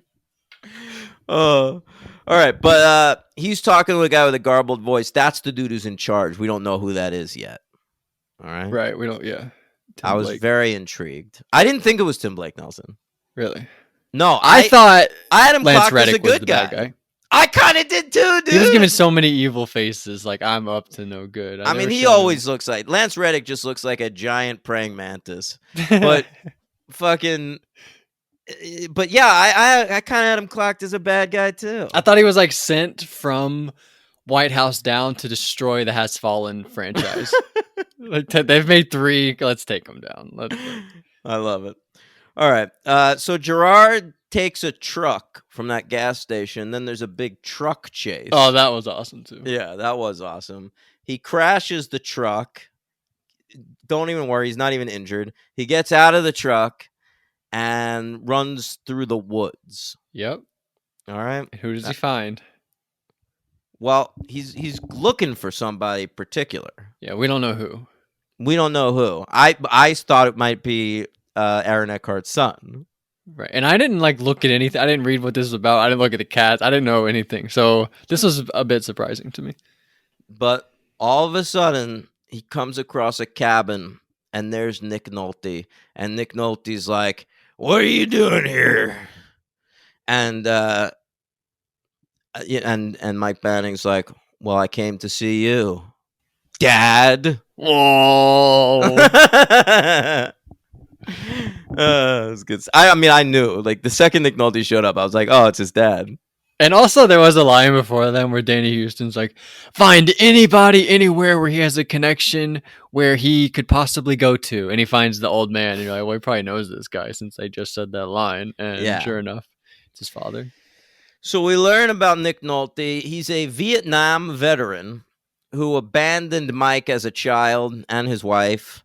But he abandoned them to save them, Logan, because he was so fucked up from war that he didn't feel that he could be a worthwhile father. Yeah, well, he's probably right. He's living in the middle of nowhere. Yeah, so now he's living in the woods. His name is Clay, and he's rigged. Yeah, by the way, if you thought Mike Banning was good, Clay Banning just as good. Yeah, just as good, I would say. He rigs the whole woods with bombs. Everywhere there, it's all bombs. And he's got a system of tunnels underneath his cabin. Yep. All right, so he's ready to go. Like, nobody's fucked with Nick Nolte in years, but if anyone wanted to fuck with Nick Nolte, he's ready. Yeah, stay ready so you don't have to get ready. That's right. All right, so I guess it's around. So people show up to try and get Mike Banning, and they just blow them all up. Yeah, he kills them all. There were so many bombs. Yeah, seriously, and it was crazy because Mike Banning sort of runs through the woods at one point and starts shooting them, and like everywhere except for where Mike Banning is standing blows up. It's true.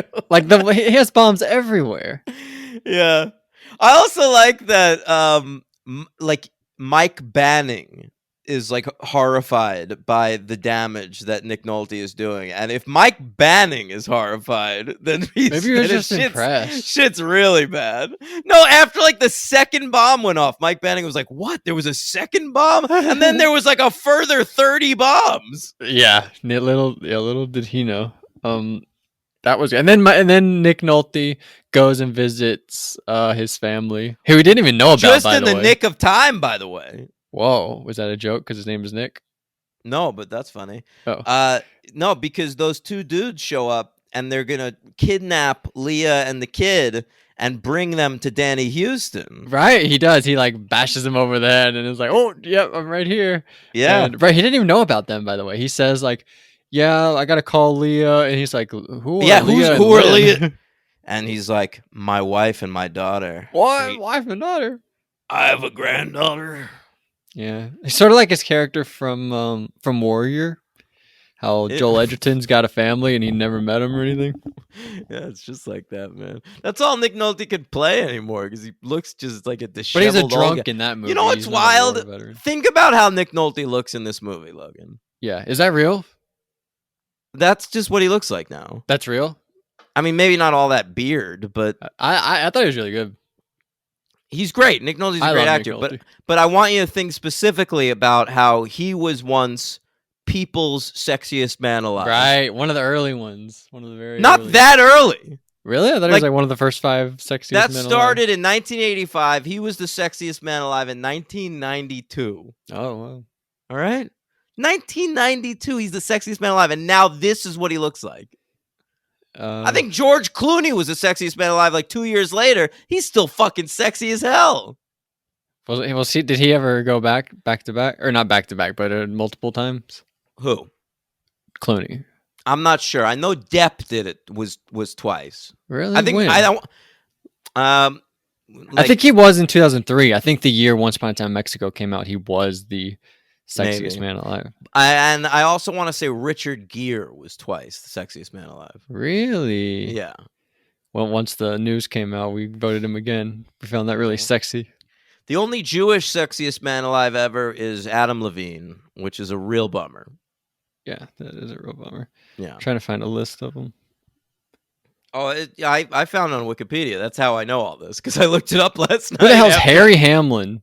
Who the hell is Harry Hamlin? What's wrong with you? He was on L.A. Law in the 80s, Oh, please. and he's still married to Lisa Rinna. John F. Kennedy Jr., Yeah, John F. Kennedy Jr. He was the sexiest man alive. the before he cruiser. died in a helicopter crash or I something. want to rank every sexiest man alive, like what they were in their prime against each other. That'd be a fun thing to do. Let's do it on the Patreon, bro. Should we actually do that? That would be really fun. Yeah, I'd be into it. That's a great idea.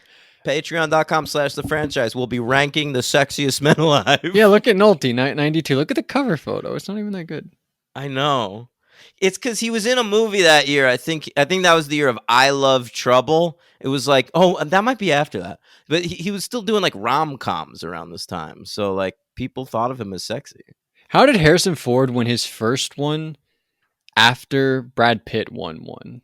Isn't that kinda- crazy? Yeah.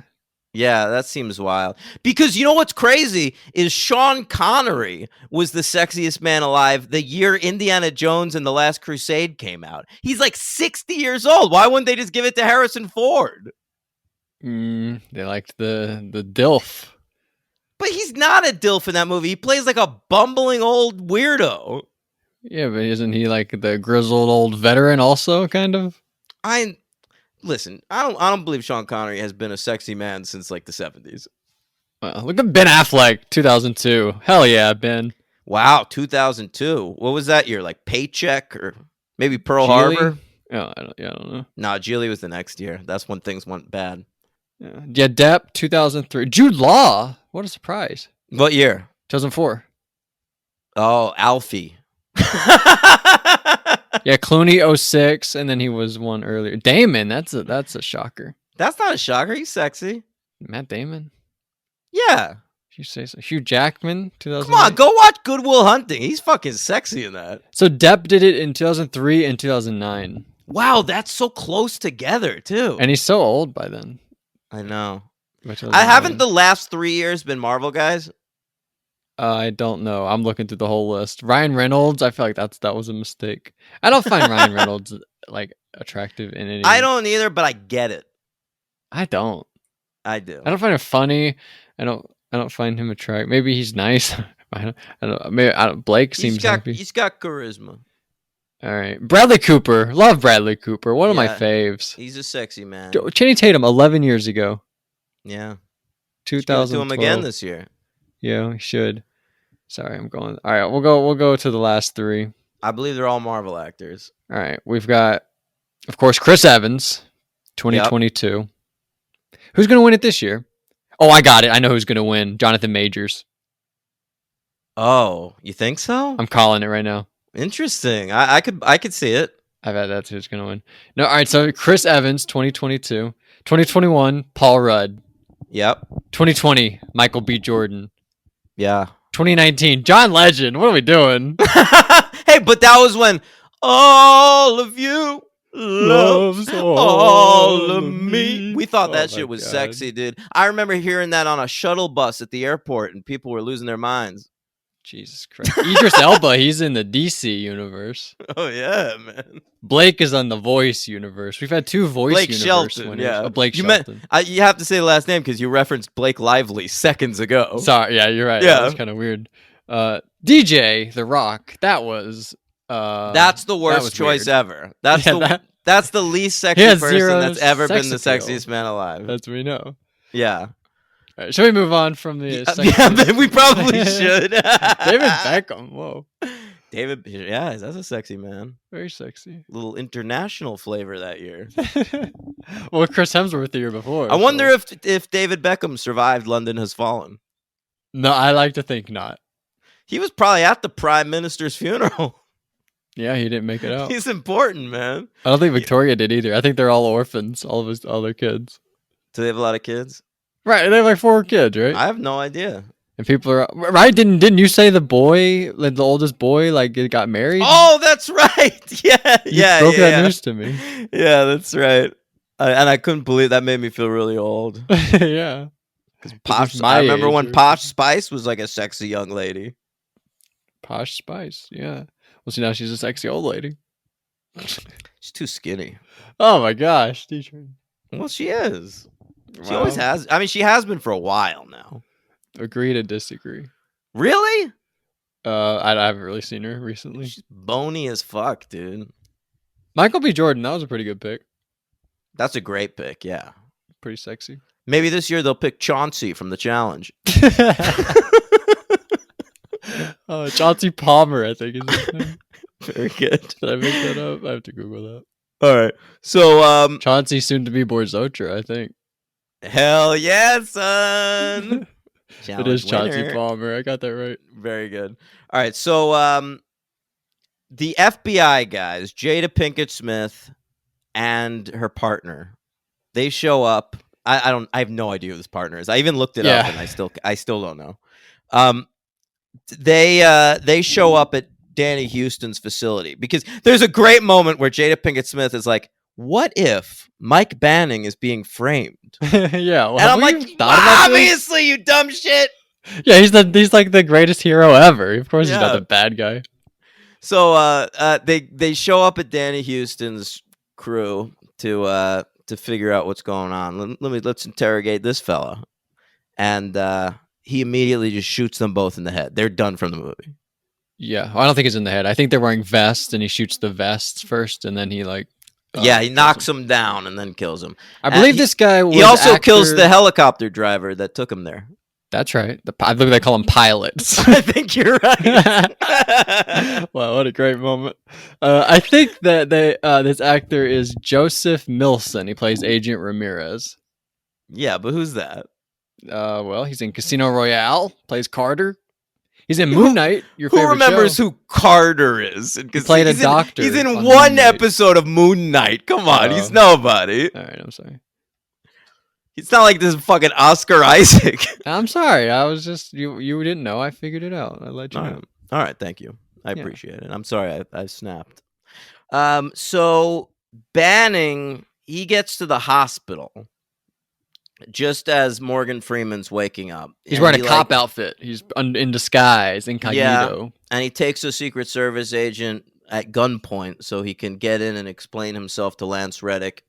And then as soon as Morgan Freeman wakes up, he's like, Mike Banning is a good guy, first of all. Second of all, you're all subservient to him. Just do whatever Mike Banning says. That was a great moment, I thought. Yeah. If he did anything other than that, I would have not liked it. But immediately he's just like, Mike Banning is the greatest human who's ever lived. Of course, he is not a heel. Are you guys fucking high? This is Yeah. Mike Who's in Banning charge we're right talking about. Yeah. That's why I thought that Reddick was the bad guy, because he was in charge and he was doing so much to make sure that Banning was not coming back.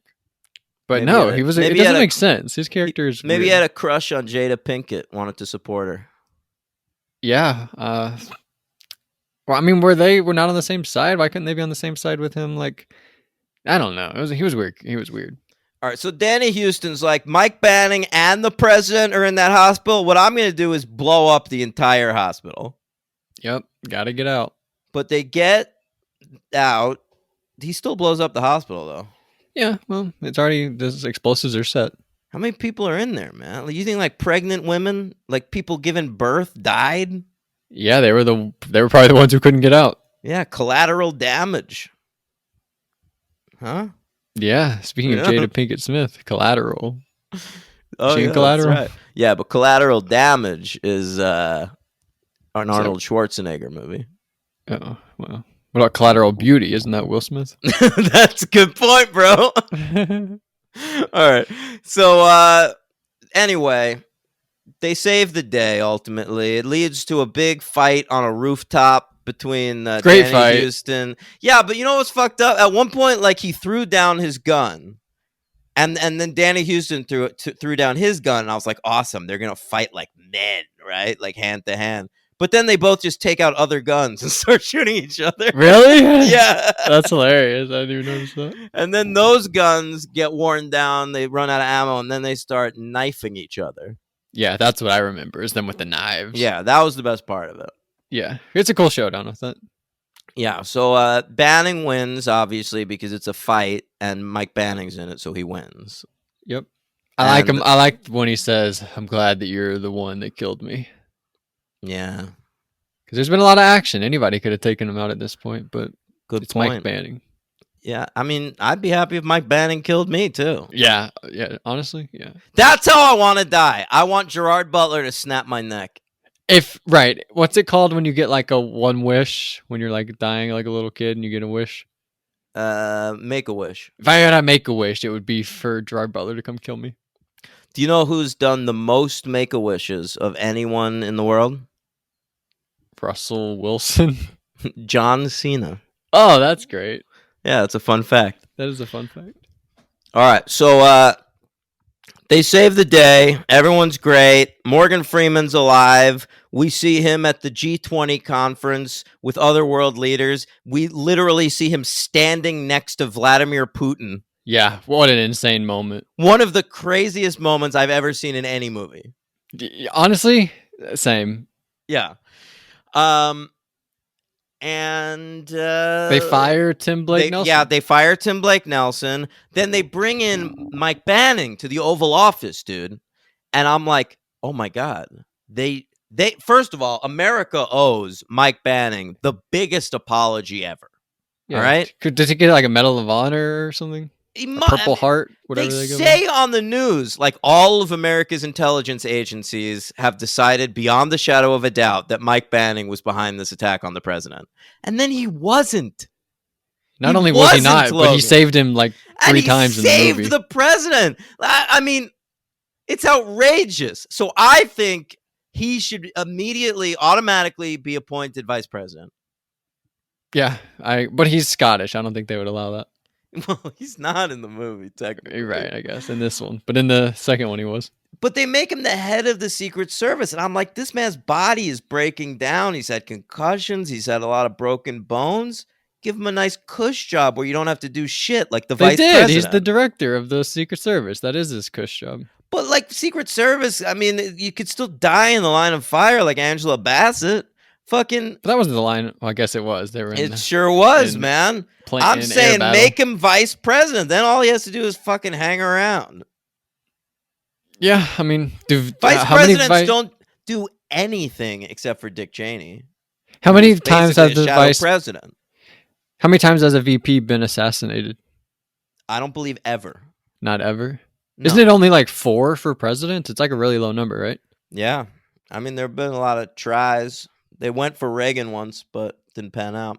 Kevin Costner couldn't save him. Do you know that that's part of the movie The Bodyguard? No. Is that Kevin Costner played the Ronald Reagan's bodyguard, and Ronald Reagan got shot. And when The Bodyguard starts, Kevin Costner still blames himself for that.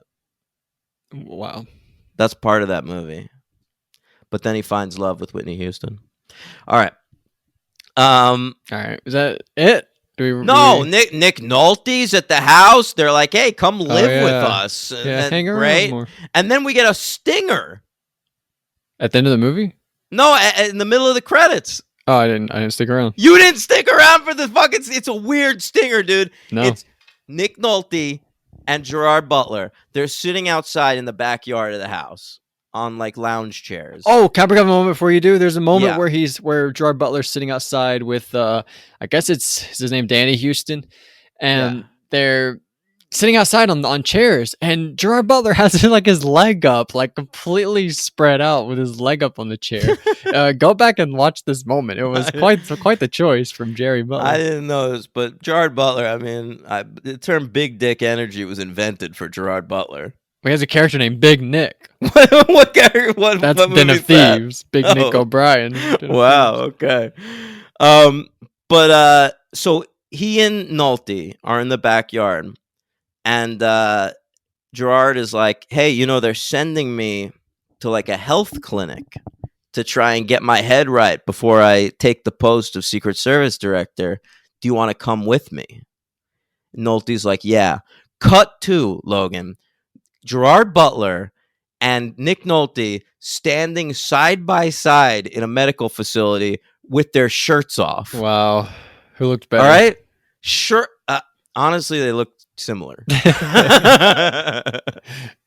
But and then they put them in like sensory deprivation tanks, so they're like in water. They're depriving them together. of their senses? No, it's like just go into this water and try to relax, And then the last thing we hear is Nick Nolte goes, "I'm going to pee in here." And that's the end of the stinger. Oh my god. It's like an Age of Ultron era joke.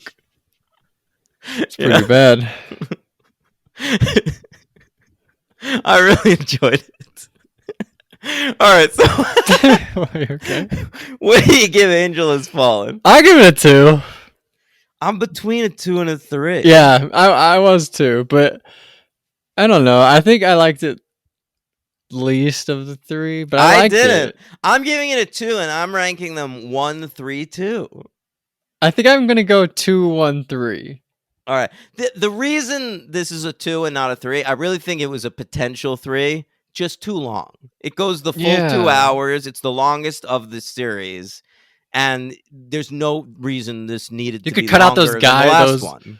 those Rob Zombie guys, right? What did they? You can certainly cut out that. I Yeah, think you could find like 5 other scenes like that you could cut. You could easily get this down at least 15 minutes shorter, probably Big more. time, baby.